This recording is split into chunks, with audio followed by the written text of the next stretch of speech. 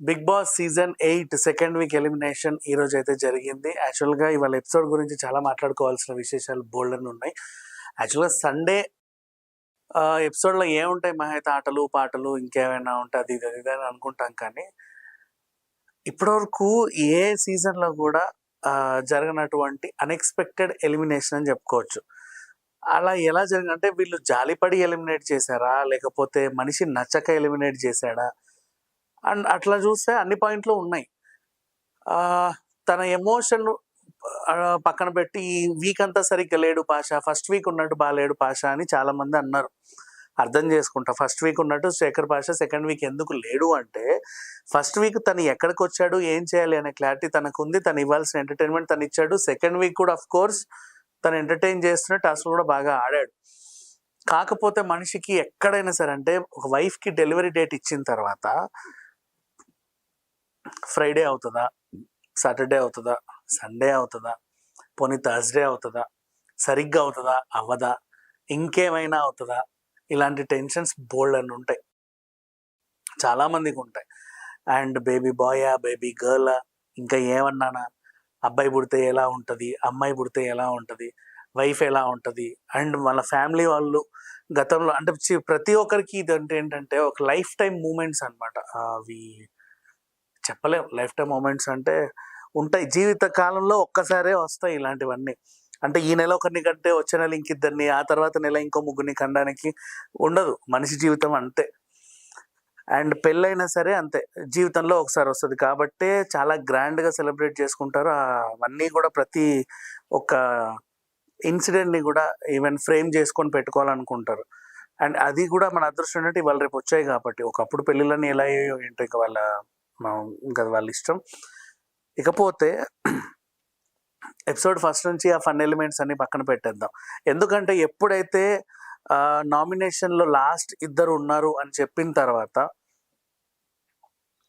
శేఖర్ భాషని అండ్ ఆదిత్యని పెడితే 99% ఆడియన్స్ అందరూ అనుకుంటారు ఆదిత్యని పంపిస్తారని, శేఖర్‌ని ఉంచుతారు అని. ఎందుకంటే ఆడియన్స్ అలాగే ఓటేశారు కాబట్టి. కానీ ఇన్ కేస్ ఒకవేళ ఏమన్నా తారుమారైతే బాగుంటదేమో అని ఆలోచించి బిగ్ బాస్ టీమ్ ఏమైనా శేఖర్‌నే పంపించేద్దాం అనుకుందా? లేకపోతే ఆదిత్యని సేవ్ చేద్దాం అనుకుందా తెలీదు గానీ, నాగార్జున గారు అప్పటి వరకు వచ్చినటువంటి ఆడియన్స్ పోల్‌ని పక్కన పెట్టేసి ఒకే ఒక్క సిట్యుయేషన్‌లో ఇంకా డెసిషన్ మార్చేసుకొని మీరే సత్కరించి ఎవరిని ఉంచుకుంటారో ఉంచుకోండి, ఎవరిని పంపిస్తారో పంపించేయండి అని వాళ్ళకిచ్చేశారు. సరే పోనీ హౌస్ వాళ్ళైనా సరే ఇప్పుడు ఏ విధంగా చూసుకున్నా సరే 13 మంది ఉన్నారు ఇంట్లో. ఒక్క జెండా ఎక్స్ట్రా వచ్చినా సరే అవతలోడు గెలుస్తాడు. అది ఇటు పడతదా, అటు పడతదా అనేది ఉంటదేమో అనుకున్నారు మోస్ట్‌లీ చాలామంది. వీళ్ళు కూడా ప్లాన్డ్‌గా చేసుకొని ఒకటి ఆదిత్య ఓంకి వేసి, ఇతనిలో స్పిరిట్ ఉంది పాపం, ఆడాలనుకుంటున్నాడు కానీ ఆడలేకపోతున్నాడు, మాట్లాడాలనుకుంటున్నాడు కానీ మాట్లాడలేకపోతున్నాడు, ఇంకేదో చేయాలనుకుంటున్నాడు కానీ ఏమీ చేయలేకపోతున్నాడు. ఒక్క వారమైనా పాపం ఛాన్స్ ఇద్దాము అని ఆయనకు వేసి, శేఖర్ భాష నిజంగా ఈ వీక్ బాలేడు పాపం, ఆయన మనసంతా వాళ్ళ బావు మీద ఉందేమో, ఒకసారైనా చూసుకోవచ్చు కదా అన్నట్టే పంపిస్తున్నాను తప్ప ఇంట్లో ఉండకూడదని కాదు. జస్ట్ నా ఆశ ఏంటంటే శేఖర్ భాష వాళ్ళ అబ్బాయిని చూడాలని, అంతకు మించి ఇంకేం లేదు. నా మనసుకు పూర్తిగా అనిపిస్తుంది. ఇంకోలా చెప్పినా బాగుండేది. అంతేగాని ఈయనకు అసలు ఫోకస్సే లేదు, అసలు హౌస్ మీద ఇంట్రెస్టే లేదు, అసలు ధ్యాసే లేదు, గేమ్స్ అంటే ధ్యాస లేదు. వచ్చినప్పుడు ఉన్నట్టు వేడు, ఇప్పుడేమో చూసుకుంటే ఇంకోలాగా ఉన్నాడు. ఈ పెంటంతా పెట్టడం ఎందుకు? ఎందుకంటే చూసే ఆడియన్స్ అందరు పిచ్చోళ్ళు కాదు కదా. అండ్ ఇంకొకటి, ఈ వీక్ అంతా కూడా వీళ్ళేం చెప్పారో తర్వాత యాక్చువల్‌గా చాలా మందికి ఒక రూమర్స్ ఉంది. బయట వినబడే విషయాలు ఏంటంటే, బిగ్ బాస్ టీమ్ వాళ్ళు కావాలని శేఖర్ భాషని ఎక్కువ కవర్ చేయలేదా అని. అంటే కావాలని అట్లా చేయకుండా ఎవరుండరు. ఆ కెమెరా ఏంటంటే నువ్వు మంచి మాట్లాడు, చెడు మాట్లాడు, ఏవైనా సరే మనిషి మాట్లాడుతున్నారు ఇద్దరు కూర్చొని అంటే ఖచ్చితంగా కెమెరాలు వెళ్ళిపోతాయి. అవి వాళ్ళ డిజైన్ చేయబడ్డాయి. అదంతే. ఎండమూరి శైన్ వాళ్ళ థీమ్ అది. మన వాళ్ళు ఏమి ప్రీ ప్లాన్డ్‌గా చేసినటువంటి ఎలిమెంట్ అయితే కాదు. అండ్ అలాగే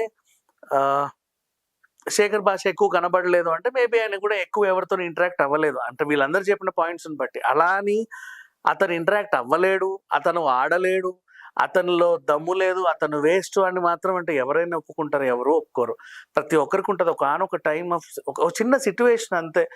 ఇంకా చెప్పాలి అంటే లాస్ట్ టైమ్ కూడా మన 'గుండమ్మ కథ' హీరోయిన్ ఆ పిల్ల వచ్చినప్పుడు యాక్చువల్‌గా ఫస్ట్ టైమే ఎంట్రీ అవ్వాలి. కాకపోతే అదే రోజు వాళ్ళ నాన్న చనిపోయేసరికి ఆ పిల్ల కొన్ని రోజులు దూరంగా ఉండి మళ్ళీ హౌస్‌లోకి ఎంట్రీ ఇచ్చింది. కానీ ఫస్ట్ వీక్ అలాగే ఉంది కదా! కొంచెం ఏదో అందరిని మిస్ అవుతున్నట్టు. చాలా మందికుంటాయి బాధలు. అది చెప్పలేము. ఇంకా చెప్పాలి అంటే 'Bigg Boss' season 6 or 7 I don't know. Oh! Vijay బానీ ఉన్న సీజన్ అది. దాంట్లో గూడా ఒక అబ్బాయి షోలో ఉండగానే అక్కడ వాళ్ళ డ్యాడీ చనిపోయాడు. అదొక విచిత్రమైన మూమెంట్ చెప్పాలి అంటే. ఆహ్, పంపించారు, మళ్ళీ తీసుకొచ్చారు. ఇట్లాంటి సిట్యుయేషన్స్ అందరికీ ఉంటాయి. అవి పెద్ద విషయమేం గాదు. వాళ్ళు హౌస్‌లో నీతో సరిగ్గా లేరు అంటే అసలు వాళ్ళు సరిగ్గా ఉండరు అని డిసైడ్ చేయడం చాలా తప్పు. ఈ వారం సరిగ్గా లేరంటే పాపం వాళ్ళకేదో ఎమోషన్ ఉందని అందరికీ తెలిసిన విషయమే గదా! అతనికేదో ఉంది అని జెప్పేసి. దాన్ని గూడా వీళ్ళు ఈ విధంగా నామినేట్ చేయడం అసలు నచ్చలేదు. అండ్ ఒకరంటే ఏమన్నా అనుకోవచ్చు, ఇద్దరంటే ఏమన్నా అనుకోవచ్చు. పోనీ కనీసం ఒక 6 శేఖర్ భాషని నామినేట్ జేసి, 6 ఆదిత్య ఓంని నామినేట్ జేసి అండ్ ఇంకొకరు అట అన్నట్టు ఇంకెవరైనా చేస్తే భలే ఉండు. ఇప్పుడున్న 13లో ఇద్దరక్కడే ఉన్నారు. సో, మిగతా డెసిషన్ తీసుకునేది 11 మంది. 11 మందిలో 5 ఓట్లు ఇటుపడి, 5 ఓట్లు అటుపడి ఒక్కడు ద డెసిషన్ మేకర్ ఎవరికేస్తే బావుంటదని చూసి లాస్ట్‌లో శేఖర్ భాషని ఈ ఎమోషన్ కింద పంపిస్తున్నాము. ఆదిత్య ఓంని ఈ ఈ ఎమోషన్ పైన ఉంచుదాం అనుకుంటున్నాము. ఒక మాట చెప్పినా బావుండేది. అందరూ ఆయనకి దండల మీద దండలు, దండల మీద దండలు ఏస్తూ లాస్ట్‌కి మళ్ళీ ఆమె ఎందుకు ఏడ్చిందో తెలీదు. మన విష్ణుప్రియ. చేసిందంతా చేసి అందరికి ఏదో దారి చూపించినట్టు చూపించి ఏడ్చుకుంటూ కూర్చుంది. దిస్ ఈస్ నాట్ ఫెయిర్ అనే అనిపించింది. బట్ ఏంటో ఆదిత్య ఓంకి వర్సెస్ మణికంఠ ఉన్నప్పుడు మీరు ఈ లాలీపాప్‌లన్నీ ఎవరికిస్తారు అని అన్నప్పుడు ఆదిత్య ఓంకి ఇస్తా, మణికంఠకి ఇవ్వమని అన్నారు. అది ఫెయిర్. ఎందుకు అది ఫెయిర్ అంటే మణికంఠకి ఆల్రెడీ ఇంటి నుంచి స్వెటర్ వచ్చింది వాళ్ళ అమ్మది. ఈయనకేం రాలా. సో, అక్కడ ఆల్రెడీ ఆ అబ్బాయికి ఒకటి వచ్చింది కాబట్టి ఇతనికి ఇస్తున్నామన్నారు. Such a beautiful reason. మరి ఇప్పుడు ఏమైందో ఎలిమినేషన్ టైమ్‌లో అసలు ఆ బ్యాలెన్స్ చేసినా తప్పులేదు కానీ, ఒక మనిషిని పూర్తిగా ఇలా వ్యతిరేకించి పంపడం అనేది మాత్రం అస్సలు పద్ధతి కాదు.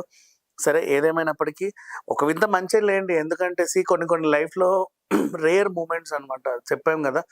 లాస్ట్ టైము రేవంత్‌కి గూడా అదే ఎదురైంది. ఈసారి ఇతనికి ఎదురైంది. అప్పుడు సరే ఇంటికెళ్ళైతే చూసుకుంటాడు బాబుని ఏదో రకంగా. బట్ అన్‌ఫెయిర్ ఎలిమినేషన్ అనైతే అనిపిచ్చింది. ఎందుకంటే హౌస్ మేట్స్ ఎవరు డిసైడ్ చేయడానికి మీకు నచ్చినోళ్ళు ఉండాలి, నచ్చినోళ్ళు పోవాలి. నామినేషన్స్ ఉన్నాయి గదా! ఇలాంటివన్నీ ఏసుకోవడానికి. టైమ్ ఆఫ్ ఎలిమినేషన్ అనేది ఆడియన్స్ డెసిషన్.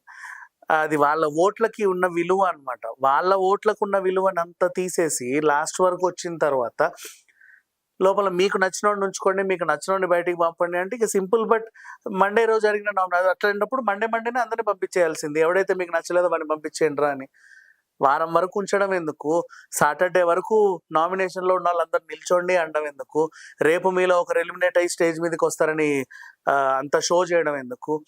ఆ షో చేసిన తర్వాత ఒక్కొక్కరిని సేవ్ చేస్తా లాస్ట్‌కి ఇద్దరిని పెట్టి అక్కడి దాకా తీసుకొచ్చిన తర్వాత ఆడియన్స్‌కి గౌరవం ఇవ్వాలి. వాళ్ళు గూడా ఓట్లేసుకున్నారు గదా!